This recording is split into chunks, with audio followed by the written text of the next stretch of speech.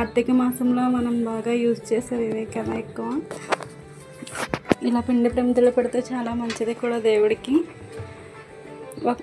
1 cup బియ్యం పిండి, 1 cup గోధుమ పిండి తీసుకున్నాను. కొంచెం బెల్లం, నెయ్యి వేసాను. మనం ఫుడ్ కలర్ కావాలంటే ఫుడ్ కలర్ వేసుకోవచ్చు.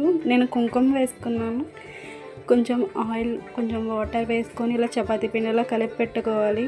ఒక 5 మినిట్స్ పక్కన పెట్టుకున్న తర్వాత ఇలా చపాతీ చేసుకున్నట్టే పిండి వేసుకొని కొంచెం రోల్ చేసుకొని మనకి ఎంత సైజు కావాలో అంత సైజు సర్కిల్స్ తీసుకోవాలి. నేను వీడియోలో చూపించిన విధంగా ఇలా ప్రెస్ చేసుకుంటూ ఉండాలి బొటన వేలుతోటి. సింపుల్గా చేసుకోవచ్చు ఇంట్లోనే. చూసారు కదా, అచ్చం ప్రమిదలాగే ఉంది అసలు. ఇలాగే నేను పసుపుతో కూడా చేసుకున్నాను. మీకు ఏ కలర్ కావాలంటే అది వేసుకొని చేసుకోవచ్చు. ఇలా చిన్న చిన్న ప్రమిదలు ఇంట్లోనే చేసి పెట్టుకుంటే చాలా బాగుంటుంది. ఎక్కువ ఆయిల్ కూడా పట్టదు. మనం ఈ కార్తీక మాసంలోనే ఎన్ని రోజులు కావాలంటే అన్ని రోజులు యూజ్ చేసుకోవచ్చు. కొంచెం డ్రై అయిన తర్వాత ఒక బాక్స్లో వేసుకొని స్టోర్ చేసుకుంటే సరిపోతుంది. దేవుడికి నేను ఇలా వెలిగించుకున్నానండి.